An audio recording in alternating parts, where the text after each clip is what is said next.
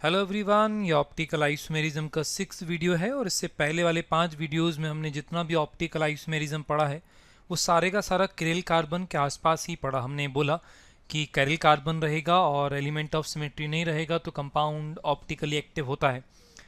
अब लेकिन आज का जो डिस्कशन है वो ये कुछ ऐसे इंपॉर्टेंट कंपाउंड हम देखने वाले हैं जिनमें कैरिल कार्बन नहीं होगा लेकिन फिर भी ऑप्टिकली एक्टिव होंगे। तो ये हमने स्टार्टिंग में फर्स्ट लेक्चर में ये बोल दिया था कि कैरिलिटी के लिए कैरिल कार्बन का होना कंपलसरी कंडीशन नहीं है। मतलब कंपाउंड जो ऑप्टिकली एक्टिव होते हैं वो विद कैरिल कार्बन वाले भी हो सकते हैं, विदाउट कैरिल कार्बन वाले भी हो सकते हैं। तो यदि बिना कैरिल कार्बन वाले कंपाउंड को हम स्टार्ट करें तो ऐसे कंपाउंड्स में डबल बॉन्ड और रिंग के कॉम्बिनेशंस होते हैं।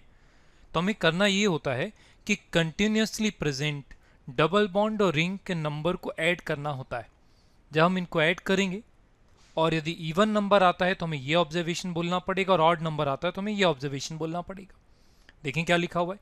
इवन नंबर यदि आता है इनका सम तो हमें कंपाउंड को बोलना पड़ेगा नॉन प्लेनर, और यदि ऑड आता है इनका सम तो हमें बोलना पड़ेगा प्लेनर। और एक बात कंफर्म है, all planar molecules are always optically inactive. Planar में तो क्या स्टडी करते हैं, कैन शो ज्योमेट्रिकल आइसोमेरिज्म, और ज्योमेट्रिकल आइसोमेरिज्म का कंडीशन तो पहले से तय था कि किसी भी एक कार्बन पे ब्लॉक्ड एटम पे सिमिलर ग्रुप नहीं होना चाहिए। तो वो कंडीशन लिखा हुआ है।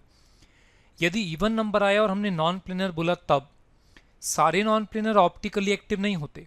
ऑप्टिकली एक्टिव होने का कंडीशन है कि G1 G2 ये डिफरेंट होना चाहिए, G3 G4 must be different.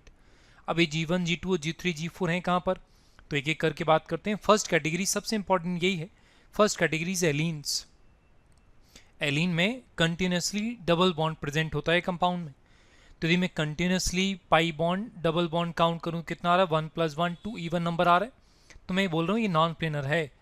और ये ऑप्टिकली एक्टिव भी होगा यदि G1 G2 ये डिफरेंट रहे तब, और G3 G4 डिफरेंट रहे तब। अच्छा, यदि ऑड कैसे आएगा, यदि मैं यहाँ पर डबल बॉन्ड काउंट करूंगा तो टोटल कितना आ रहा है, 3 आ रहा है। 3 मतलब ऑड नंबर, इसका मतलब ये प्लेनर रहेगा, always optically inactive and this compound can show geometrical isomerism. Condition क्या है, किसी भी ब्लॉक्ड एटम पे जो भी ग्रुप प्रेजेंट है वो कैसा रहे, वो डिफरेंट रहे।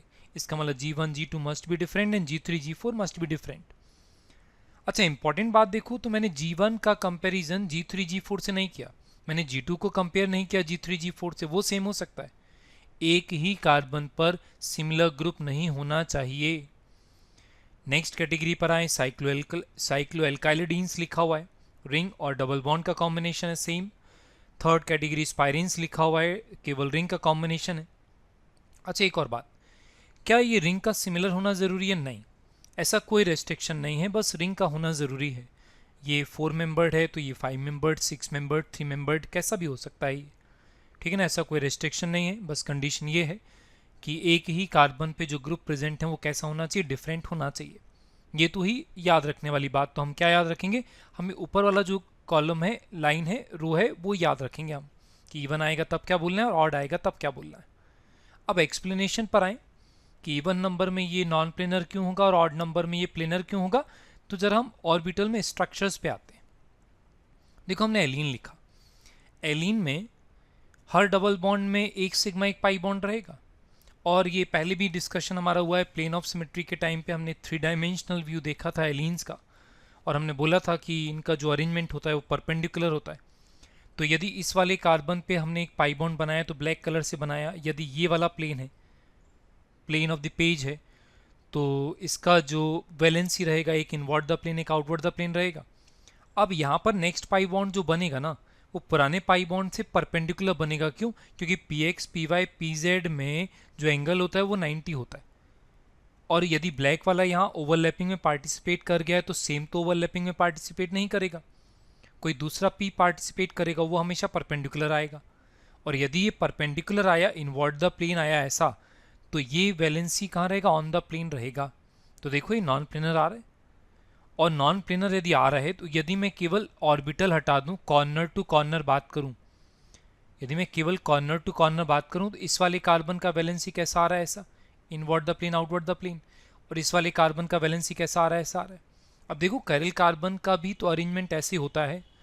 अब यदि यहाँ पर एक ही कार्बन पे ग्रुप डिफरेंट प्रेजेंट हैं तो फिर हम इसको क्या बोल सकते हैं, इसको हम कैरिल बोल सकते हैं विदाउट कैरिल कार्बन। अच्छा, यदि ऑड नंबर में डबल बॉन्ड होता तो क्या होता? देखो यहाँ पर क्या है, एक पाई बॉन्ड आया, नेक्स्ट परपेंडिकुलर आया। अब जब नेक्स्ट पाई बॉन्ड आएगा ना, तो वो इसके भी परपेंडिकुलर आएगा। तो फिर एक काम करते हैं, 3D में जो हमने प्लेन ऑफ सिमेट्री में इसका मॉडल देखा था 3D में एलिन्स का, एक बार वो देख लेते हैं। 3D में एलिन का स्ट्रक्चर ऐसा होता है, ये परपेंडिकुलर है देखो, और यदि सिमिलर ग्रुप आ जाएगा तो हमने बोला था ना ये प्लेन ऑफ सिमेट्री बनेगा। ग्रीन ग्रीन को मिलाऊं और रेड रेड को मिलाऊं तो ये क्या बनेगा? प्लेन ऑफ सिमेट्री बनेगा। ठीक है ना? इसलिए हमने क्या बोला कि इवन नंबर में यदि रहेगा तो वो परपेंडिकुलर रहेगा। एक बार प्लेन ऑफ सिमेट्री वाला वीडियो फिर से देख सकते हैं। अच्छा, रिंग वाले केस में क्या होगा? रिंग वाले केस में यदि आए तो जैसे हमने ये लिखा, अब जरा ध्यान से देखना, यहाँ पर ये sp2 हाइब्रिडाइज्ड है, डबल बॉन्ड वाला है, तो sp2 हाइब्रिडाइज्ड ये वाला है। अब यदि पाई बॉन्ड का प्लेन ये पेज का प्लेन है तो वैलेंसी इनवर्ट द प्लेन रहेगा। इनवर्ट द प्लेन का मतलब एक इनवर्ट द प्लेन एक आउटवर्ट द प्लेन, और इस वाले कार्बन पे भी एक इनवर्ट द प्लेन एक आउटवर्ट द प्लेन वैलेंसी रहेगा। क्यों? क्योंकि इसका ज्योमेट्री का होता है ट्राइगोनल प्लेनर होता है, और पाई बॉन्ड प्लेन के ऊपर और प्लेन के नीचे ओवरलैपिंग से बनता है। इसका मतलब प्लेन परपेंडिकुलर हुआ ना पेज का। अब यदि मुझे यहाँ पर रिंग बनाना है इन कार्बन को इन्वॉल्व करके, तो इस वाले कार्बन की जो वैलेंसी है, एक इनवर्ट द प्लेन जाएगा बॉन्ड, एक आउटवर्ट द प्लेन आएगा, तभी तो ये बॉन्ड बनेगा। क्यों? क्योंकि ये वाला कार्बन sp3 हाइब्रिडाइज्ड है ना, जबकि ये वाला कैसा था? ये वाला sp2 हाइब्रिडाइज था। और यहाँ पर टेट्राहेड्रल का रिप्रेजेंटेशन का तरीका है, 2 valencies on the plane, 1 inward the plane and 1 outward the plane. अब जरा मैं कॉर्नर टू कॉर्नर वैलेंसी देखो तो देखो ये नॉन प्लेनर आएगा। ऑड नंबर 2 रिंग यदि मैं लूंगा तो यहाँ पर मुझे क्या करना पड़ेगा? कॉर्नर टू कॉर्नर देखो ये वापस से सेम प्लेन में आ जाएगा, इसलिए हमने ऑड नंबर लिखा तो प्लेनर बोला, और इवन नंबर आ रहा है जब सम तो हमने इसको क्या बोला? नॉन प्लेनर बोला। स्पाइरीन्स में बात कर सकते हैं। स्पाइरीन में एक रिंग तो ये रहा। अब यहाँ पर कार्बन का हाइब्रिडाइजेशन क्या है? sp3 है। sp3 मतलब 2 valencies on the plane, 1 inward the plane, 1 outward the plane. तो यहाँ पर बॉन्ड बनाने के लिए मुझे क्या करना पड़ेगा? इस कार्बन का वैलेंसी उसके अकॉर्डिंग लिखना पड़ेगा। अब कॉर्नर टू कॉर्नर देखो तो ये कैसा आ रहा है? नॉन प्लेनर, और जबकि यहाँ पे कॉर्नर टू कॉर्नर देखेंगे तो कैसा आ रहा? प्लेनर। इस तरीके से हम देखते हैं प्लेनर और नॉन प्लेनर। क्लियर है? अब यदि एग्जाम्पल में इन्वॉल्व हूँ, देखो क्वेश्चन तो कैसे बनेगा? यदि हमें थ्योरेटिकल लाइन्स याद हैं तब क्वेश्चन बनेगा। जैसे हम इस वाले फर्स्ट पे आते हैं, ये प्लेनर है या नॉन प्लेनर है, तो मुझे बस pi bond double bond add करना है। 1 + 1 2 इवन नंबर आ रहा है, इसका मतलब ये कैसा हो जाएगा? ये हो जाएगा नॉन प्लेनर। नॉन प्लेनर हो जाएगा। यहाँ पर भी ये कैसा हो जाएगा? नॉन प्लेनर हो जाएगा। ये भी कैसा हो जाएगा? ये भी हो जाएगा नॉन प्लेनर। एक क्वेश्चन तो ये बनता है प्लेनर और नॉन प्लेनर का। सेकेंड क्वेश्चन इज एक्टिव और इनएक्टिव। तो यहाँ पर देखो एक ही कार्बन पे जो प्रेजेंट है वो सेम है, इसका मतलब ये कैसा हो जाएगा? ऑप्टिकली इनएक्टिव हो जाएगा। और इनएक्टिव होने का रीज़न, यहाँ पे 2 प्लेन ऑफ सिमेट्री बनेगा। एक प्लेन ऑफ सिमेट्री तो इस वाले हाइड्रोजन यहाँ पर बनेगा, और दूसरा plane of symmetry right side में बनेगा, मतलब यहाँ पर एक प्लेन ऑफ सिमेट्री ये बनेगा। प्लेन ऑफ सिमेट्री वाला एक बार वीडियो देख लेना, अभी 3D में जो हमने इमेज बताया था उसमें भी बिल्कुल इसी तरीके से प्लेन ऑफ सिमेट्री पता करते हैं। ये एक्टिव होगा इनएक्टिव, ये वाला एक्टिव होगा। क्यों? G1 G2 different, G3 G4 different. अब देखो यहाँ पर Cl यहाँ पर Cl सेम है, इस बात से फर्क नहीं पड़ता। एक ही कार्बन पे सिमिलर ग्रुप नहीं होना चाहिए, अलग अलग कार्बन पे सिमिलर ग्रुप हो सकता है। नेक्स्ट वाले कंपाउंड पर आए तो ये कैसा हो जाएगा? ये हो जाएगा ऑप्टिकली इनएक्टिव। ऑप्टिकली इनएक्टिव होने का रीजन, यहाँ पर G1 और G2 सेम है, मतलब Cl Cl similar group at any one carbon atom. इस तरीके से क्वेश्चन करते हैं और क्वेश्चन में इन्वॉल्व हो जाते हैं। यहाँ पर देखें प्लेनर और नॉन प्लेनर, तो दिस स्ट्रक्चर इज प्लेनर। क्यों? क्योंकि ऑड नंबर में डबल बॉन्ड आ रहा है।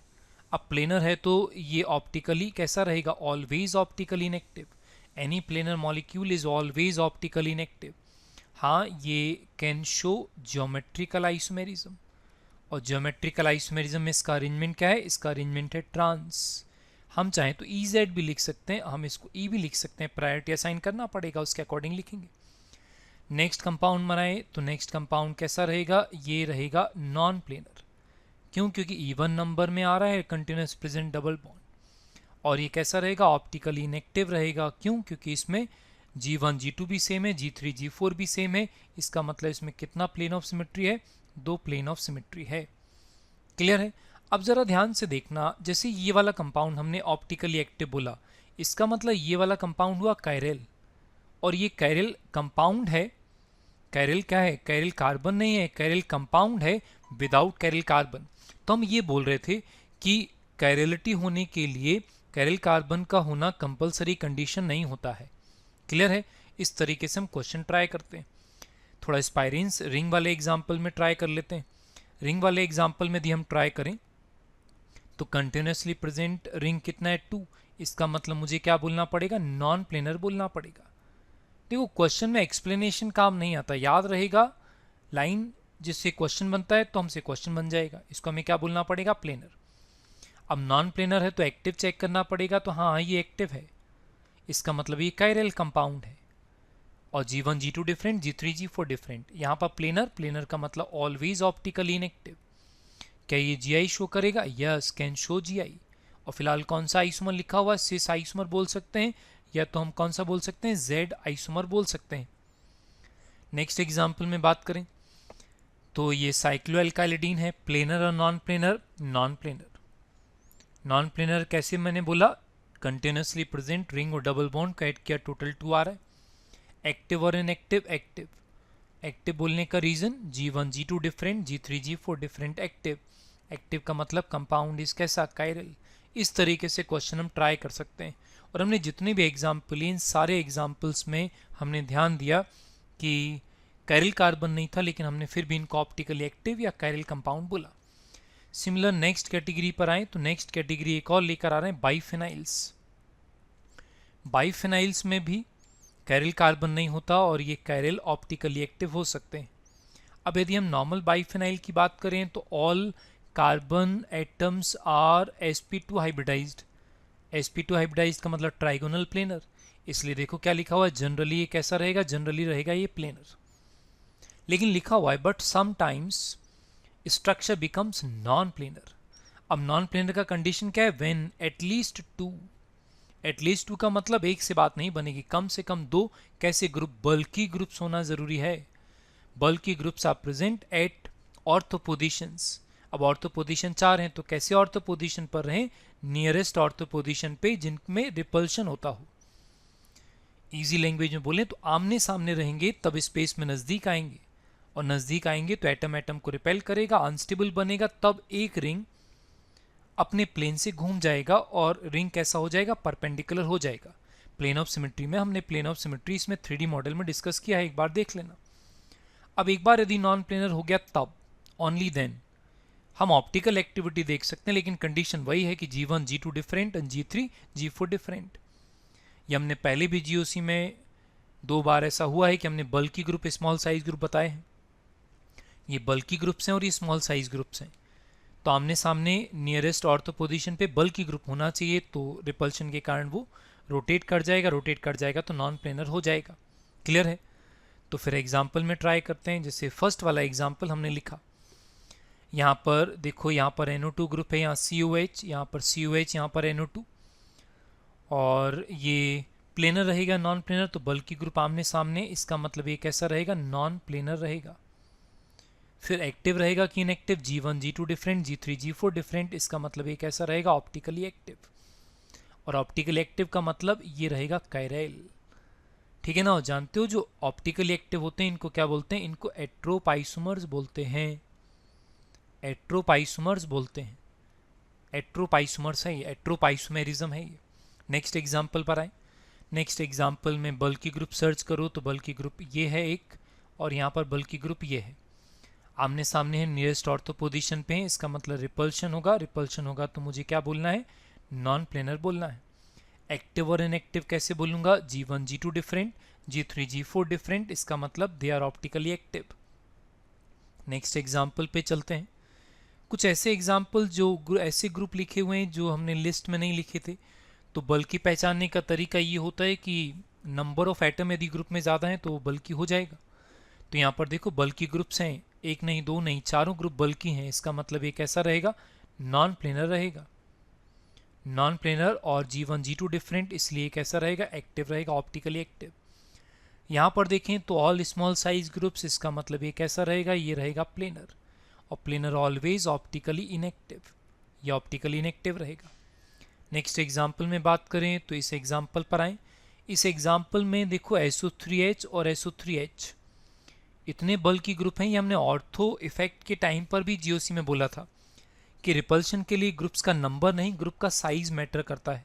और SO3H इनफ बल्की ग्रुप है कि दो ग्रुप यदि आमने सामने आएंगे तो भी रिपल्शन होगा, और हमें क्या बोलना पड़ेगा, नॉन प्लेनर बोलना पड़ेगा। और नॉन प्लेनर बोलने के बाद हमें एक्टिव बोलना पड़ेगा। कम से कम दो बल्की ग्रुप आमने सामने आना चाहिए। ये रोटेशन के बाद की कंडीशन लिखी हुई है। जैसे यहाँ पर आए तो यहाँ पे चारों बल्की हैं, तो यह है तो ये नॉन प्लेनर, लेकिन ये एक्टिव रहेगा इनएक्टिव रहेगा, तो ये ऑप्टिकली इनएक्टिव रहेगा। क्यों? G1 G2 different and G3 G4 different. और यदि थ्योरेटिकली बोलें तो इसमें कितना, दो प्लेन ऑफ सिमेट्री रहेगा। और प्लेन ऑफ सिमेट्री का वीडियो हमने पहले भी देखा हुआ है। इस तरीके से हमने वो सारे कंपाउंड कर लिए जिनमें कैरिल कार्बन नहीं होता लेकिन फिर भी वो ऑप्टिकली एक्टिव होते हैं। देखो बाइफेनाइल में इस तरीके से रोटेशन होता है, और इस तरीके से यदि मैं रोटेट करूं तो ये परपेंडिकुलर दिख रहे हैं, देखो रिपल्शन के कारण।